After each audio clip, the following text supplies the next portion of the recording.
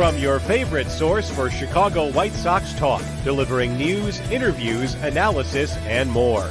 This is the Sox Machine Podcast with your hosts, Jim Margulis, James Fegan, and Josh Nelson.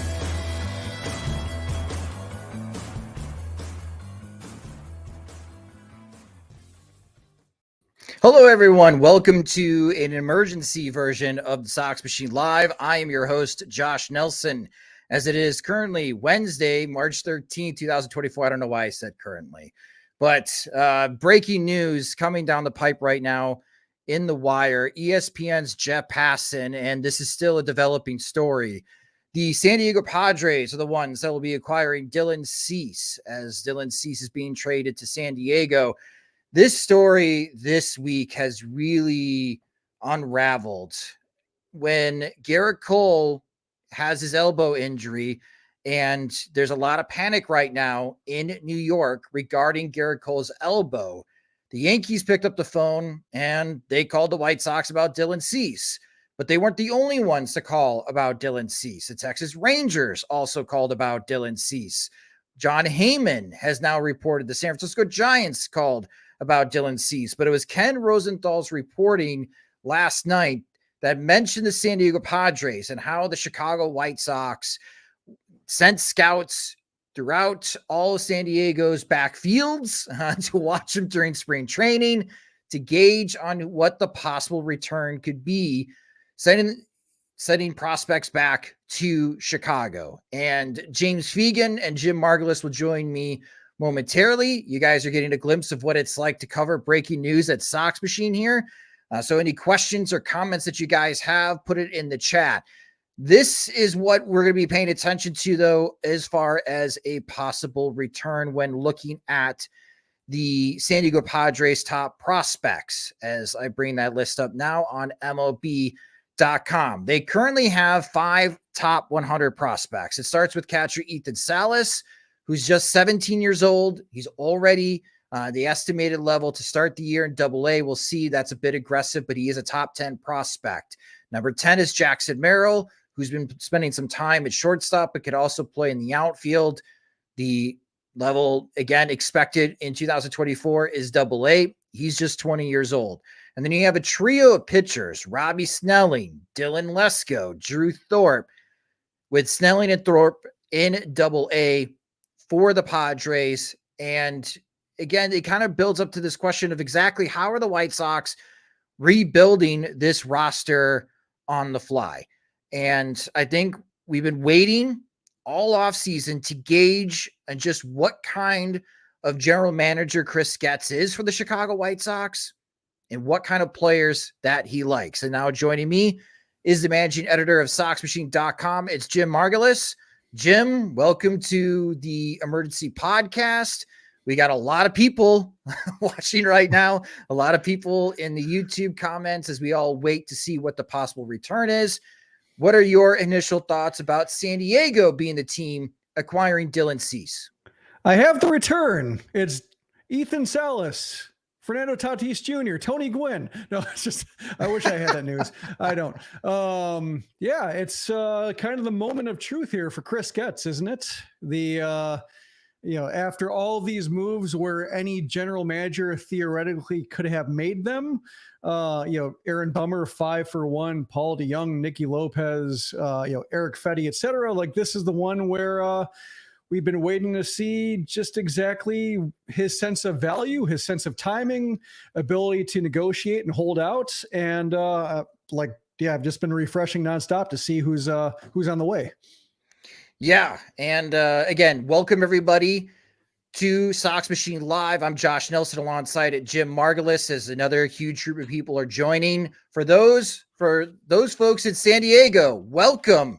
I travel to San Diego every single year to visit friends and family, and Dylan Cease is going to a fantastic destination. Here's the funny thing though, Jim. The Padres are leaving tonight for Korea. That's where they start their season. So for Dylan Cease, I don't know. I mean, he's probably going to have to go, back to the Airbnb or the rental, pack, and find a flight. I'm sure Scott Boras could help him, his agent. But he's got to find a flight now out of Phoenix to Korea to join his new team, the San Diego Padres. And I think just from a San Diego perspective, this is an intriguing trade because they were in a team in transition this offseason, Jim. Obviously, with their owner passing away, that has greatly impacted as far as their budget. They were going to be cutting payroll already down to around $200 million, which that's a number that White Sox fans have never seen before. But for the Padres, that's cutting budget. But they're not giving up. They're not folding on the season. And now acquiring Dylan Cease, maybe that makes him the sleeper in the National League West. It certainly makes him more competitive to challenge the Los Angeles Dodgers than they were yesterday. Yeah, I mean, it made sense once, the Padres were mentioned as a Cease, maybe like the third team in, or at least the third most notably tied to the White Sox with the Yankees and the Rangers, that like once they were there, it's like, yeah, can't count them out. One between AJ Preller being hyperactive and also with the way he fits. Like that was always the appeal with Cease, is that like he fits in any budget. $8 million this year, at best like 15 or 16 million next year. Like if he maximizes his value, he might double his salary, but still that's like 2 years and 24 million, probably at the most. And that's what Kenta Maeda signed for with the Tigers. He signed for 2 for 25. So basically to get a pitcher who has finished runner-up in the Cy Young, has the ability to strike out more than 200. It's really hard for any team to say like, no, we can't afford that. Yeah, every team can make room for Dylan Cease on the payroll. So once, seeing them pop in late and seeing like the Dodgers having problems, the Giants, not sure what's going on with them. There was an opportunity for the Padres to be interested, especially since they do have the prospect depth, assuming it isn't, Ethan Salas coming on over, which would be really a delight. But assuming it's not going to be that awesome, they do have like that secondary level of prospect depth that like the Yankees didn't quite have, the Rangers are kind of iffy on. That's, make for a satisfying deal and maybe, hopefully one up what the Orioles traded to Milwaukee for Corbin Burns. I'm hoping it's better than that. We are still waiting for those that are watching the live stream. Again, more people are joining. Welcome. I'm Josh Nelson alongside Jim Margulis, the managing editor of SoxMachine.com. We cover the Chicago White Sox. John Morosi says Drew Thorpe is going to the White Sox. Okay, so Drew Thorpe. So let me go ahead and bring that top 100 again. Drew Thorpe, a right-handed pitcher. Coming to the Chicago White Sox. So he currently ranks 85th in the top 100 for MLB.com. So we're following this is when you guys are learning as well. So that's the Padres. They have top 5. They have 5 prospects in the top 100, I should say. I apologize. The White Sox have 2.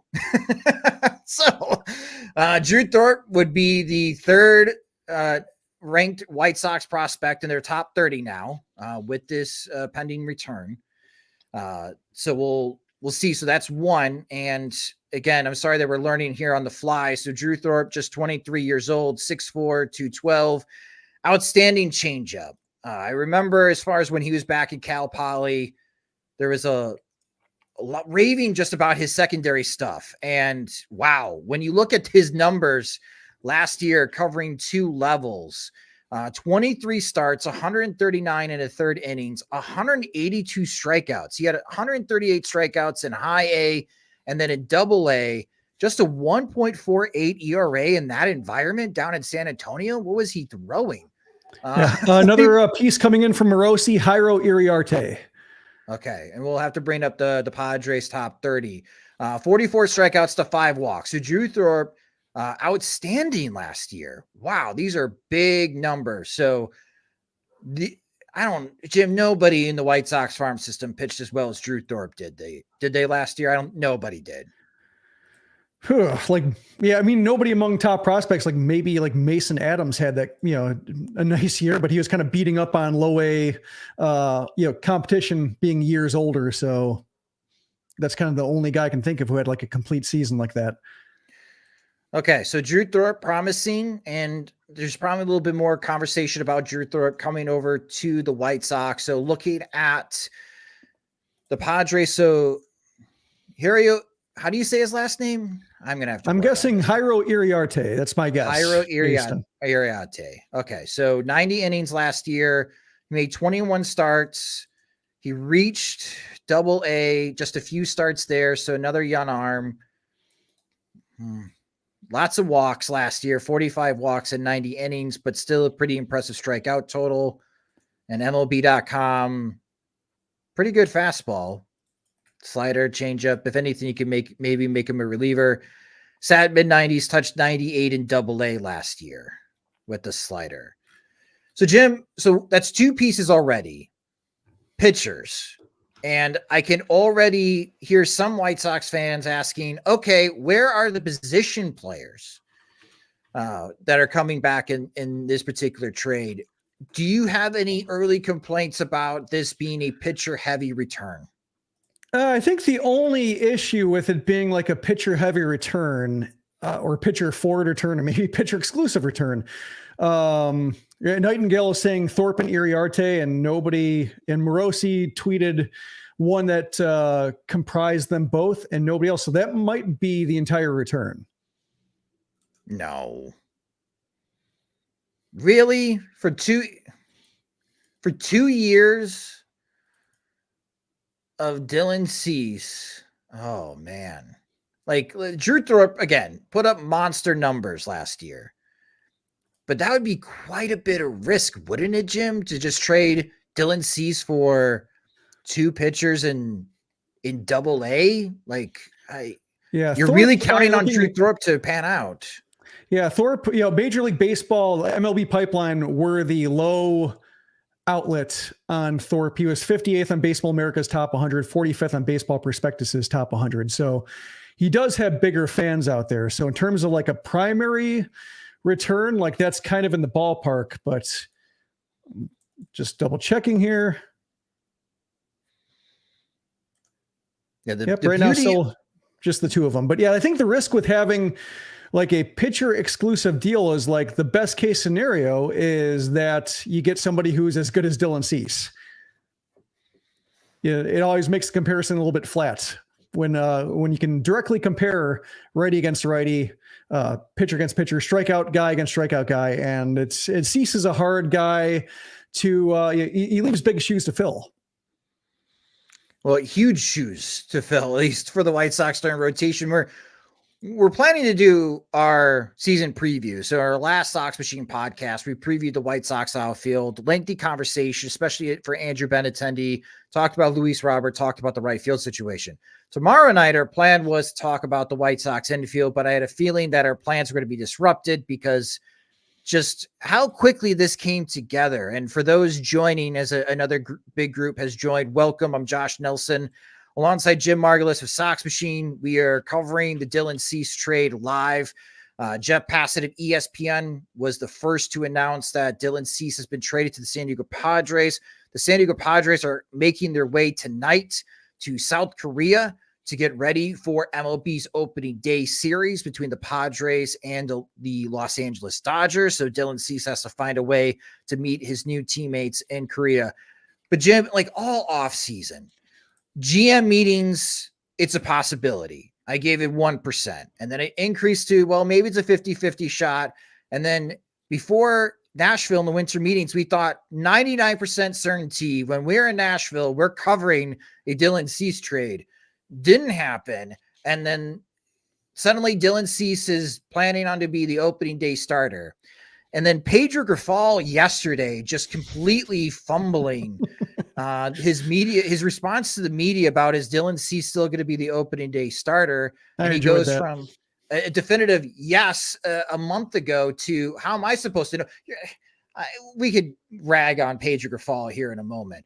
But I guess my point or the question to you, Jim, is after this entire offseason and where we are and Dylan Cease outstanding last night in his last start with the White Sox, striking out 8 over 3 1/3 innings. Are you surprised on how quickly this came together this week since we heard about the rumors firing up again on Monday? It is surprising just because, or I should say on one hand, it's surprising just because we hadn't seen it. And there was plenty of time, especially since, as we talked about, Cease is affordable. He's not like somebody who's going to break a team's budget to where like they have to carefully arrange all of their payroll to accommodate somebody like him. Or in the case of like the Tigers, I always go back to the Tigers and Victor Martinez, just like a team having an emergency and then choosing the most expensive solution just because, he's still out there.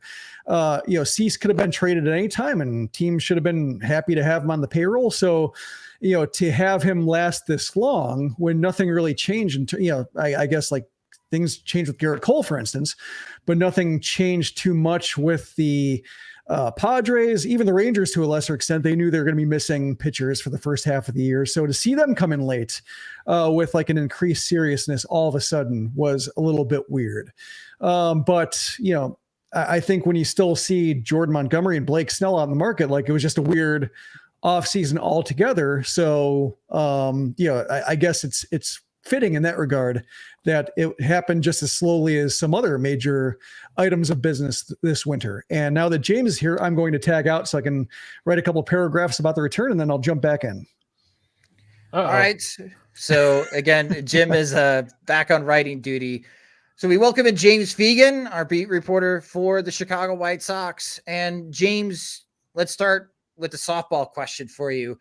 What are your thoughts about the destination, Dylan Cease to San Diego? Did you get any inclination? I know yesterday when we chat in the VC group chat, you were hearing Texas, but it ends up being the Padres. Not really. The Padres tend to swoop in and act aggressively and quickly. So it's almost like you should see them you should see their shadow at any moment on the periphery when any sort of big move is possible.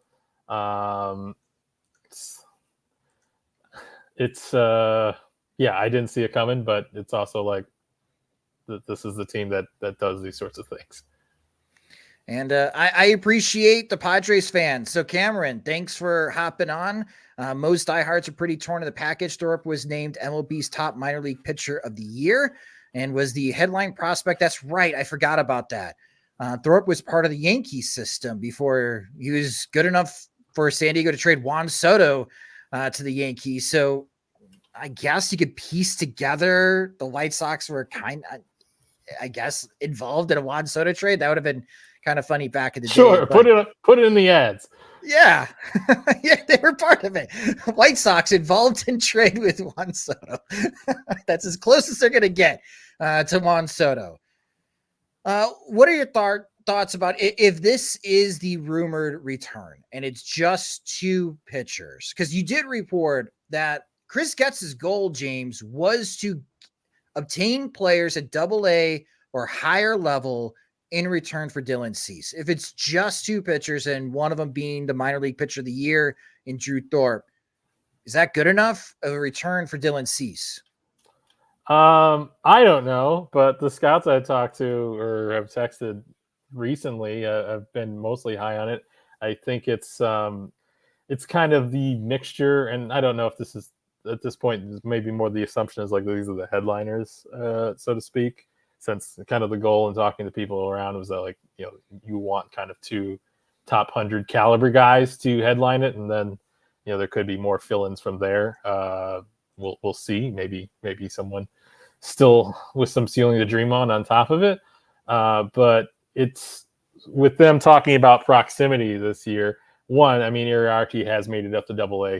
He got like almost 30 innings there last season, but it's kind of that mixture of where he's able to say that, he's helping the team now and later, even though obviously it's, the immediate results probably lowering the projected win total a lot, but you have this mixture of Thorpe, who's someone who, with the command that he has and the profile that he has of, pitchability, having a changeup, you can say like, well, this is someone we think can help the rotation this year, even if it's not like a break camp situation, which I would be surprised by. And Iriarty is more of like we really love the ceiling here, and this is somebody we think could be, has at least the ceiling that's on par with what Cease was able to achieve. That's a lot to put on him at this point, and I wouldn't maybe go so far with the same outcomes, but is maybe, I don't think he's that different than maybe Cease was at this point, when he was really dominating high A and had that good year in 2018 where he finished in double A. I don't, maybe that's too far of a stretch to say just because he doesn't have the strike throwing history and doesn't have as many innings kind of piled up as Cease did in that 1 year where he won Pipeline Pitcher of the Year. But I think that's a general rough idea of how to think about, how they tried to equal the ceiling and also got somebody who can help them in the near term. And obviously has had success and gotten some accolades, even if he's kind of a high floor guy more than somebody who could have big strikeout numbers with big velocity at some point in his career. I want to welcome everybody that's just joined us. We just hit more than 5,000 people on the live stream. I'm Josh Nelson alongside James Fegan. We are from Sox Machine. I think for a lot of people joining us right now, you may be joining from San Diego. Welcome, Padres fans, as Jeff Passan was the first to report from ESPN, and I think he's still waiting for all of the dominoes to come in as far as his trade, but he was the first to report that the San Diego Padres finalizing a trade to acquire Dylan Cease, as the Padres adding Cease to the rotation. And again, like I mentioned with James, like from a Padres perspective, for those Padres fans that are watching a live stream right now, obviously White Sox fans know all about Dylan Cease, but you getting a chance to speak with Cease before camp and at spring training as well, he sounded like he was in better shape. He sounded like he was in a better state of mind entering this camp, despite all the trade rumors. Like, he sounded very prepared, no matter how the season unfolds, to be ready to bounce back from 2023. I mean, Dylan's never sounded like someone not in a good state of mind or troubled by the world or anything like that. But yeah, something he threw out there is that he, in previous off seasons or when the season ended, that he usually has to take some time resting or deal with some soreness or deal with some tricep issues, but that wasn't the case this year. Obviously, the White Sox weren't very competitive down the stretch. He was able to kind of plot out his offseason maybe a little bit ahead of time, but he said that he felt physically as good as he has at any point, which is notable for somebody who hasn't missed a start, who has the most starts in baseball over the last 3 years, has been able to take the ball for him to be feeling better. In terms of velocity, it's better than last year in camp. Last year was a lot more 94, 95 and building up. And this year, you've seen more 96, 97. It's not the highest he's ever been. He's been somebody who's sat 98, 99 at times, though I don't know how much you'd really expect him to do that in spring.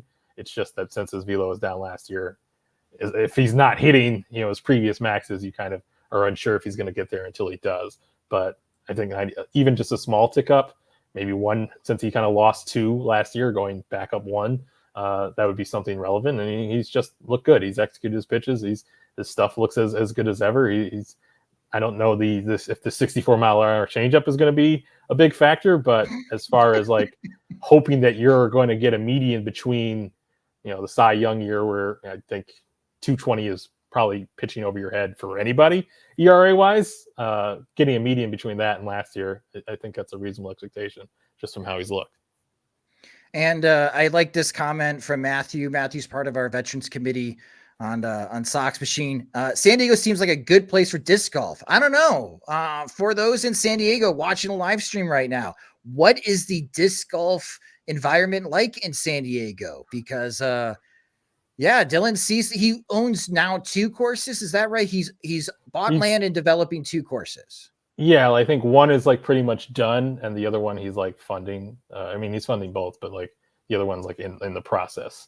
But he made it clear he is not a big design force in the courses. He's more of an interested financier than someone with a ton of disc golf know-how. So sorry to disappoint the Padre disc golf enthusiasts, expecting Dylan Cease to win a disc golf tournament while the season is ongoing at some point.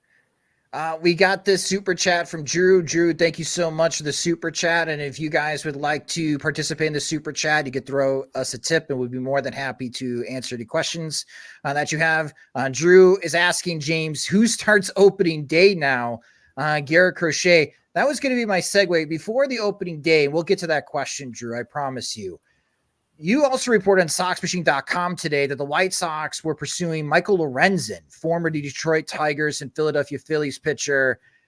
That has to come to fruition now, right? Because with Dylan Cease gone, and again, James, we were not expecting big things from the 2024 White Sox, but they still have to play a 162 game schedule. And I think it seems obvious more than ever, they really need someone like Michael Lorenzen to step in and help out just to carry out the regular season. Yeah, I mean, I wouldn't predict Lorenzen for opening day starter. I mean, until somebody's in camp. I appreciate if they signed him because it would make me look a lot smarter and like a good reporter. But until somebody's in camp, I especially on March 13th, you can't even necessarily project them to be ready for opening day. I mean, right. Even if he's been working and throwing, which I assume he has, like it's just not facing live hitting in a game situation. I would almost just assume he'd be behind a little bit. But yeah, that seems like a logical place to find innings. It's kind of a similar bet on, athleticism and repeatability and command, and then maybe we'll figure out a weapon to actually miss bats and get people out from there, which is a little bit what you're seeing them just trying to fix deliveries right now for a lot of guys they have in camp. Or, in the case of signing Fetty, someone who's kind of fixed his arm action and brought more consistency. I think that'd be kind of the sort of bids they've made across the rotation, and Lorenzo being kind with that. But as far as who's opening day, I don't know if Fetty's your big free agent signing from the offseason. I don't know if it's if that's the big, electrifies the fan base sort of name. But as far as like proven guys who are coming off recent success, I don't know what your big options are. At least Kopech has like that familiarity with the rotation, but he's not really in that place right now in his command where his future is in the rotation is very clearly set up, or if he's in the consistency to expect success out of him on opening day. So I really don't know where they'll go with that. I would lean Fetty, but man, what a weird world we're living in where we've gone from Dylan Cease to having this rotation full of guys that have been the rebuild for years to a KBO signing. Yeah, I guess let's just walk through it, right? The White Sox rotation: Eric Fetty, Chris Flexen, Mike Soroka, Michael Kopech. I mean, does Nick Destrini break camp with the team? He's been looking good. Yeah, I mean, I certainly have heard some enthusiasm about him maybe breaking camp on the basis of just like, hey, he's performed to do it, and he's lined up rotation-wise with Cease. They kind of sneakily did that last night where his start was piggybacked on top of Cease, where he could take the slot or be on the same time. I don't think he'd necessarily want Nick Destrini open day starter, but it was interesting in terms of just him being able to step in is something to consider. But, I definitely heard talk of like if it was just a pure meritocracy, he's pitching as well or better than anyone in camp. So you can make the argument for breaking camp with him. And he'd be the one thing is that because he's not like this majority or consensus top 100 prospect, even if they break camp with him and he surprises everyone and wins Rookie of the Year, they don't get draft pick compensation because he's not PPI eligible. But that certainly becomes a lot more realistic now. And I think just looking at the raw talent and where everyone's headed, I think he's probably part of the starting five by the end of the year. So why beat around the bush if now your rotation is missing? It's top dog. Brian, enjoy this comment, man. In case further proof is needed, Sox Machine was the first Sox network to go live thanks to you, James, for the cream of the White Sox media crop. So are there a lot of Sox networks? It's us, baby. We just went over 5,500 people in the super chat. So thank you guys so much during the live stream as the number continues to climb. Clutch hat trick. I don't mind the deal. Steven Wilson in it too. So again, let me bring this up again from MLB.com. So Steven Wilson, I'm scrolling down. I'm concerned. Not in the top 30 for Wilson's San Diego. 29. All right. Then he won't be in the top 30. That's my bad. So again, thank you to everyone mentioning this. Steven Wilson, also part of the deal.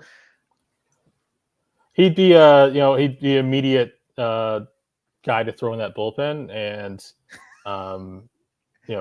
has 4 years of service time left where you can think of him being on a at least what they hope would be a good White Sox team by the end of it. But that's immediate, more stabilization move. And Getz has made it you could think of its lip service in the sense that like trading away Cease kind of wrecks this team in a big way.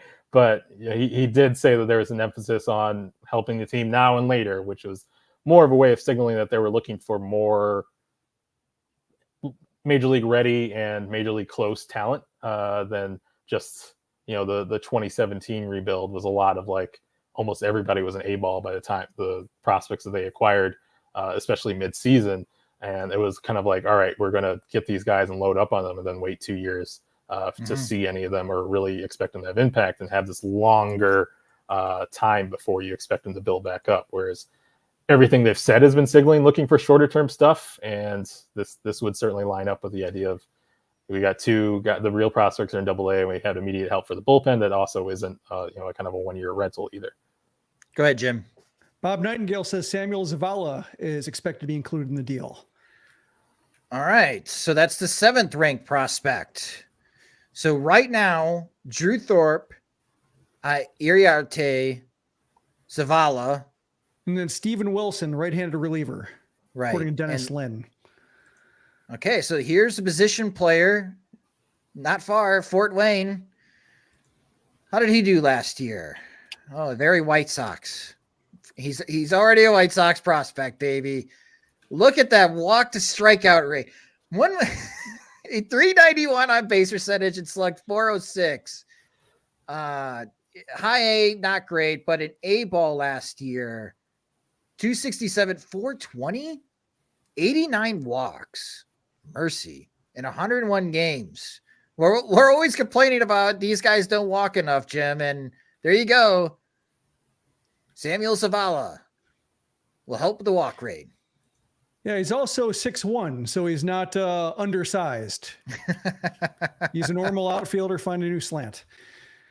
Okay, so Drew Thorpe, number 5 prospect for San Diego, top 100. He'll slot 3rd overall in the White Sox top 30 at MLB.com. Zavala, Iriarte. I mean, are these 3 in the White Sox top 10? You guys just did your top 10 prospects. Are these 3 in the White Sox top 10? It's like an instant reaction. I mean, when you guys made me do that, I forgot that they had traded for Dominic Fletcher. Now you want me to analyze guys that they haven't even officially acquired yet. My head's spinning. I think Jameson Fisher is probably still in the top 10 somewhere. So we did get this super chat real quick from Brian Marshall. Brian, thank you so much. Am I crazy for thinking the Aaron Bummer trade did more for the White Sox team? And Brian, I guess looking at it 2 angles. One, not necessarily for the future, but probably for this season, Jim, the White Sox got more out of 2024 roster, but talent-wise, the White Sox got a lot more from San Diego. Yeah, the criticism, or at least, I guess it would be criticism, but like the reason why the Bummer trade was like big in terms of numbers, but didn't really leave a lot of resonance was that it was hard to find the fixture. Like everybody that got back, Soroka, impending free agent, Nicky Lopez was a utility infielder for them. You're looking, Jared Schuster, extra starter, didn't really live up to the 1st round pick profile. You can look at their, Braden Shoemake, same thing. So like their entire package was guys they're just weren't happy with or going to get rid of anyway, going to cut maybe DFA, wanted to clear space in the roster. And so it was just basically like a grab bag, kind of like going to a, garage sale and seeing like a pack of 20 baseball cards for $1. Like, who knows what those cards are from all years? See what you get. It's probably commons, but that's what the White Sox got. And there were guys the White Sox could use more. So yeah, it made some sense, especially Bummer is getting further and further away from his old self. And this might be all they could get from him now, and maybe even less a year from now. So that, that deal was like transactional, but not really anything that improved the state of the franchise. Whereas this might, Thorpe, I think, is the kind of pitcher where, okay, like here's a arm under team control. Seems like he throws strikes. It's not a huge project for Brian Bannister. Take some workload off him. So hopefully he stays healthy and fills a rotation spot for 5-6 years. And you can kind of go from there. I need to look up Zavala's game a little bit more. But like he's along the same lines in terms of like an outfielder who fills in a sorely needed part of the prospect depth chart. Good point. And so they don't have to worry about like drafting that guy or signing the guy, finding an outfielder from anywhere. So I think this trade, definitely has a lot more sizable impact for the rest of like the, I guess Chris Getz's original window. And since we now surge past 6,000, we're approaching 6,500 people involved in the live stream. Welcome. I'm Josh Nelson alongside Jim Margulis and James Fegan. We are part of Sox Machine. We cover the Chicago White Sox. I'm assuming many of you are from Chicago, but some of you may be from San Diego, wondering who the Padres are acquiring in Dylan Cease. He's well known. But looking at roster resource on Fangraphs.com, and James, when you look at the starting rotation, especially the front four now, with Yu Darvish and Joe Musgrove, Dylan Cease, and I like what Michael King can bring to the mound for the San Diego Padres. This is a pretty good front four of a starting rotation for San Diego. Yeah, I mean, I thought the White Sox would like to have it. Yes, that's true. Dylan, I mean, true. Another, I guess, element of it is like Dylan's not a ground ball guy.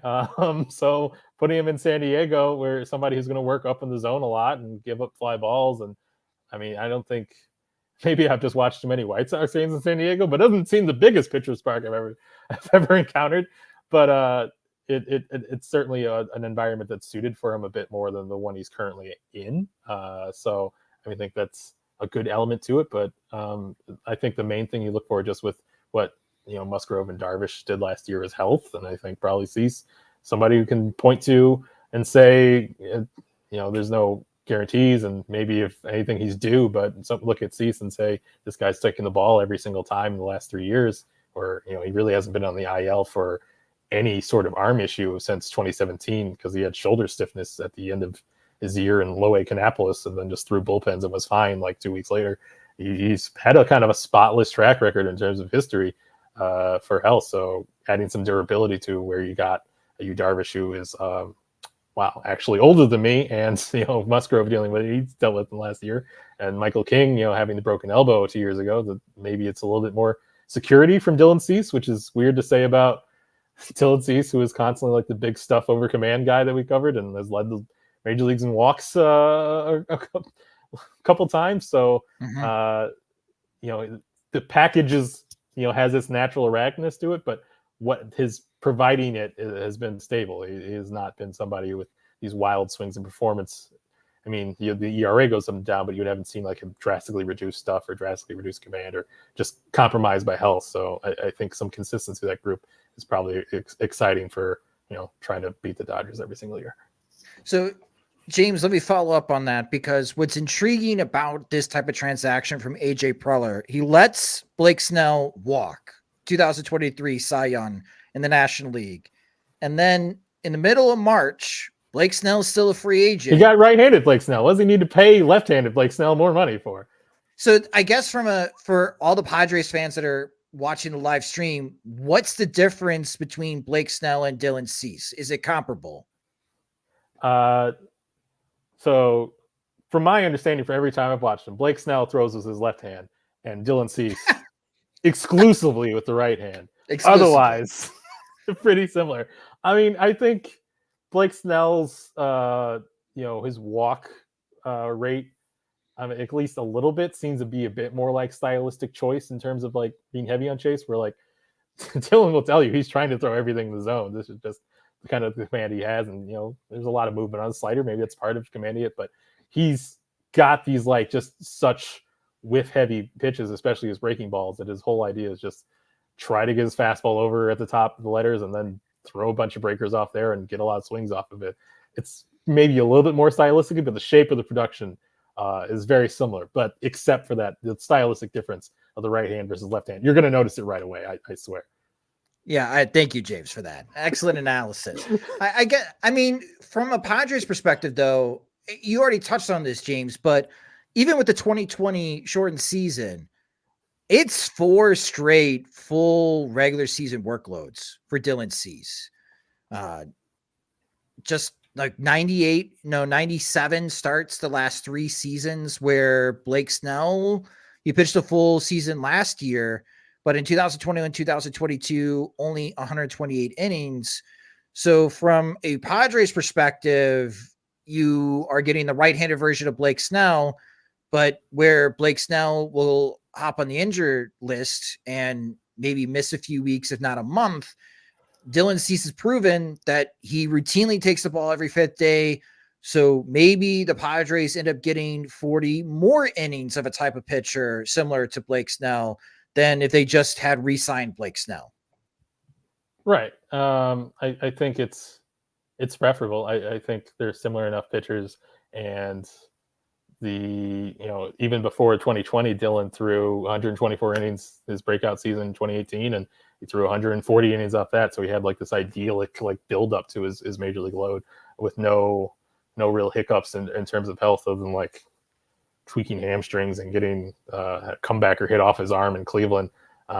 It's been really kind of it's a little bit younger, it's a little bit cheaper, it's a little bit more stable health wise. So I think it makes a lot of sense for them. And then Jim, so what do we have for the full trade then? So again, Dylan Cease for Dylan Cease going to San Diego, reliever Steven Wilson, Drew Thorpe, Samuel Zavala, and then Iriarte, which Cameron Zick, thank you so much, Cameron. Cameron's a Padres fan helping us out here. Big strikeout rates last year, 33%. Yeah, that's what we love. More strikeouts. Which is funny because I know you guys have been writing recently, and you mentioned this on 6 of the Score on Monday, James, that it seems like the White Sox are moving away from the big strikeout guys, and here they are now acquiring some strikeout guys to give to Brian Bannister to further develop. But is that the extent of the trade, Jim? Those 4 players are final now for Dylan Cease going to San Diego. Yeah, it looks like everybody says the names have stopped trickling in. So okay. 5-player deal. 5-player? Well, including Cease. Including Cease. Gotcha. Yeah. Gotcha. Okay. Wow. All right. I asked James this question, Jim. I'll pose this question to you while you were away writing. This starting rotation now, what are we looking at? Because we got questions of like who's going to be the opening day starter. Billy Ice sent us a super chat. Thank you, Billy, for your super chat. Wondering if other teams were offering top 100 prospects. I think that will get leaked out here in a moment. We don't know. James, did you get any names from Texas and who are they offering in their top 100? Not really. No, I mean, you can kind of make some like one hand. Like I think it would be unlikely to see Texas put. I mean, you kind of saw it play out with this Padres trade. Like these are both contenders. I don't think you're going to see somebody who had the real opportunity to help their 2024 team or even crack their 2024 team's opening roster being a trade like this would be sort of like against the purpose, as much as the White Sox wanted like close proximity guys. But I thought like someone like Wyatt Langford or being in a Cease trade, I don't think that would really serve the purpose for Texas as much. Even if you look at their offense and say like, they can afford it, I think you kind of want to be all in on making your current team as good as possible when you're making a trade like this. So I really didn't see like something like where the top of the Texas system is beyond like maybe Sebastian Walcott is so geared towards probably helping this year's team. I wonder how much that affected it a little bit because the real big gets of that system, probably aren't someone that you're trying to, put in a deal like this. And then quickly, Jim, before answering that question, Garbage on Twitter, watching live stream. Thank you guys so much for watching the live stream as we approach 8,000 in the live stream right now. Does this trade make a free agent signing more likely? And as James wrote on SoxMachine.com, Michael Lorenzen, is that the only target right now that you're hearing, James, or at least can confirm that the White Sox are interested in? Yeah, that's the one I've been on, and I think that's the one that probably fits in their price range. I don't think clearing out Cease puts them in line for Snell or anything like that, but Lorenzen would be kind of that tier that you would think that they'd shop in. And, there's probably another drop off to where you're just thinking about NRI guys like Brad Keller after that. So I think that's probably the highest thing you could pin your hopes for. I would think in terms of major league replacements, but we'll see. So Jim, to you, what are you thinking about what the possible starting rotation is, because as I bring up roster resource again, it's got Fetty, it's got Kopech, it's got Soroka, it's got Flexen, and Garrett Crochet, baby, in that starting rotation. I mean, this is a starting rotation with four former first-round picks, Jim. And 3 Michaels. It's going to win the AL Central, right? All Michaels. Trace Garcia's, 3 Michaels. That's what I want. Yeah, I mean, that's, Lorenzen makes sense in terms of like, it's a good opportunity for him, kind of like the Tigers the year before. Here's a place where you can throw all the innings you want. We're not going to criticize you for not striking guys out or like tinkering with whatever you can throw to maximize the amount of outs you can get in a given start. We're all for you. We have Brian Bannister here, and he's somebody who might hold specific appeal as somebody who kind of gets outs however he can get them, and maybe not in the way that's popular in baseball. Like he might look to the White Sox and see a guy like Bannister and say like, yeah, maybe this is the place for me to get traded again to contender in the second half, and maybe I'll throw another no-hitter. One interesting thing, I'm not sure about Zavala, like I might have missed this with you, but did you talk about Samuel Zavala's makeup? No, I have not. Well, one thing I was kind of going back and forth between the prospect list, and it's kind of fascinating here, and I don't know which one's true. He's not related to Sebi. We were getting that question in the comment section. They're not related. Immediate negative. Yes. But anyway, conflicting reports here. So in Baseball America, it has a part about like his personality. It says bilingual and a heady player. Zavala has also taken well to coaching and examples of older teammates when it came to finding a routine that allowed him to get his legs under him after a slow start in Lake Elsinore. And then Keith Law says, scouts commented on a lack of focus on defense and even sometimes in the box as well. He still does have the bat speed and makes hard enough contact to expect 20 homer power, but the swing and miss is a real concern, and the on-field makeup is even more so. Huh. So, yeah. They have different sources. At least you know it's not the same. They're not getting the word from the same people. Yes. We got a couple more super chats here. So Stephen Bardo is asking, what's the ETA for these guys? Well, Steven Wilson, according to roster resource and Fangraphs, might be the White Sox closer to start the season, because who knows? As Jim has been writing on SoxMachine.com, who's in the White Sox bullpen on opening day? Who knows? Whoever is alive. And hopefully Steven Wilson is one of those guys, because everyone else that the White Sox have acquired this offseason help out in the bullpen has suffered some type of injury. But I think, so Zavala is 19 years old. He still weighs away maybe a couple years. So 2026, maybe 2027. But Drew Thorpe, Jim, is the one that I'm kind of circling here. If he was so dominant last year in high A and double A, and you're going to be in Birmingham on opening day, and let's say that the White Sox send Thorpe to Birmingham, maybe we see him in September this year. Like, I feel like out of everyone the White Sox have acquired, these 3 prospects, it's definitely Drew Thorpe that we'll see first in Chicago. Yeah, it seems like he kind of takes the place of Christian Mena in the organization. Like they traded him to get Dominic Fletcher as like I would say Nick Nastrini is the most major league ready, or, in terms of second half of the season when they're, should he show what he needs to show in Charlotte, like he would be the first one called up. But like when Mena was in the organization, he was right behind, or like just logging the innings, not quite figuring out if he had enough fastball or whether he had to tinker his approach. But like you could see, if he gained the 2 ticks he supposedly gained with the Diamondbacks so far, like you could see different pathways for him to get to the majors, maybe as a September call-up, just based on the progress he'd made and how young he was. Thorpe seems to fit in with the same, like doesn't have a big fastball, kind of succeeds in a way that's, not necessarily typical for a double A righty, but the strikeouts come just the same. He's logging a ton of innings, has shown durability. So, he could be, that's kind of, you're not going to call him a number 1 or number 2, but like middle of the rotation guys get paid too. And I'll share this. This is video from Baseball America regarding Zavala's swing, as he is left-handed. Of course, the White Sox are just always looking for left-handed bats, and slow motion here. So nice leg kick, pretty balanced with this particular swing. Again, he had 14 homers last year. He's just 19 years old. and he'll be joining the White Sox system. And I guess Jim will expect him in, if he played high A, or he at least played some high A for San Diego, he'll start the season maybe in Winston-Salem. I guess we'll wait and see to hear from Getz.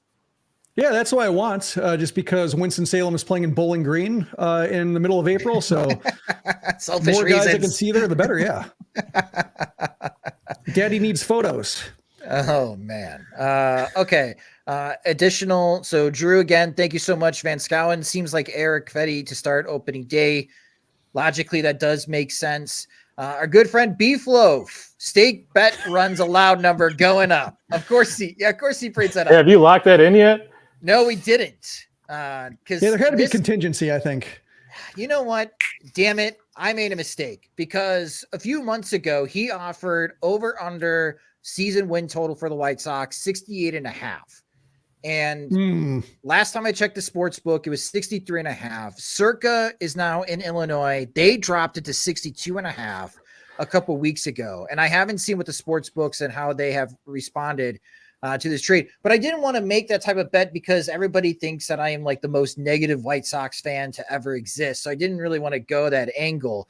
But James, you didn't directly. Sounds like Rick Hahn wasn't the only person who missed his contention window, eh? Yeah, exactly. Yeah, thank you, James. Yeah, the runs allowed number is going to go up. It's not going to be 741. I don't even think 760. It probably will be 799.5. But it does bring to question now something that Steve Stone said in the first spring training game is like the White Sox in 2024 are going to win 10 more games than they did in 2023. Now they won't have Dylan Cease to start the season, James. How likely is that angle? 10 more wins than last year? 10 more wins than last year. I think it's difficult. Thank you. Okay. Like the James. Yeah, this is why we brought James on, guys. I know we're getting a little loopy, but if you want this analysis all season long, you go to patreon.com/Sox Machine for full access for this outstanding coverage from James Fegan. It's just $5 a month, but we also have additional tier of support as well. We have $10 a month and $25 a month. $25 a month or $275 yearly, you get to have a monthly Zoom call with James so you can ask him anything on your mind and get this excellent analysis. And we do have some spots available in the Veterans Committee. No, I know we're a little loopy here. We're over 8,000 people in the live stream. Welcome again. I'm Josh Nelson alongside Jim Margulis and James Fegan. We are Sox Machine. We cover the Chicago White Sox just in case if there's a lot of people from San Diego join us right now. We did talk about a little bit a while ago. Padres are getting in Dylan Cease. We think he's the right-handed version of Blake Snell, but more dependable. Last 4 seasons able to carry a regular season workload, and he's projected to be 170 to 180 innings. So I think this is a good addition for the Padres. Again, Yu Darvish, Joe Musgrove, Dylan Cease. Man, if they can stay healthy, and I know Cease will, and they get into rhythm, that's a pretty good front three. And you add in Michael King, and that's a pretty good starting rotation. And there's so many questions right now for the Dodgers with their middle infield. That woof. Wolf Larson, thank you so much for your super chat. Cease wouldn't have re-signed or extended. And we talked about this at the beginning of the offseason. He would not have. No, he wouldn't have. By signing with Scott Boras, and unless there's like a new chairperson running the White Sox or somebody buys the White Sox from Jerry Reinsdorf and drops a lot of money on the lap of Scott Boras and Dylan Cease. Maybe even still, Cease would probably look elsewhere. Matthew, thank you for the plug for the VC. And Kevin, DraftKings has already responded, Jim. 60.5. They've cut 3 wins off the over-under. So the sports books have dropped it to 60.5. Yeah, it's really hard to project for 100+ losses. Usually, even the over/under line. Usually, it's difficult for teams to be that bad. But credit to Chris Getz finishing the job that Rick Hahn started. So we're approaching the hour mark here, and we'll drop from the live stream because we got a lot more coverage to do. We got to follow up with people. James, have you heard from the White Sox yet? Is there a press conference yet with Chris Getz scheduled? They haven't confirmed that the trade happened, so no. They usually do that in reverse. I'm hearing more about the process and the return. And I just got a scout responded about Zavala's makeup saying he has a love him or hate him personality, which is perfect because it ties together the two reports. That doesn't help. But it's like a tiebreaker. It's like a cocky pimp the homer type of dude. So finally, the Tim Anderson replacement is on board. Promises made, promises kept. So one question I had when it comes to like this is better than the leaked Rangers deal. So was that said as like, was that dropped as like Chris Getz like lowering the bar to where like there's relief when it's just more interesting than like buying a pitcher high, buying a pitcher late, and a utility guy? What's funny with these type of deals is like I can text a bunch of scouts and you get a return like, well, one you like see the numbers and it's like, by what, like say Keith Law, it's like nobody in the top 5 of the Padres system. And another, you'll be like, our model loves it, or our model thinks this is a huge win. It just kind of varies based on like what you think the ceiling of Uriarte is, or where you think, if you think Zavala is an everyday guy, which I've heard at this point, but from some people, or if it's too far away to project him like that. So I feel like there's, the general this feedback I get is that it's like good and it's a strong return and it's a big group, but it obviously depends so much on if you like what the projection for a lot of these guys are, because Thorpe is maybe a known commodity a little bit in the sense that it's like a command and changeup profile, and the proximity seems to be there, whereas like Uriarte and Zavala seem like the big swings where if it hits, like it looks awesome, but there's enough risk standpoint where there can be a kind of a wealth of opinion on it. So we have a couple more weeks left to go in spring training, Jim, and we're going to have our starting pitcher preview podcast coming up here next week.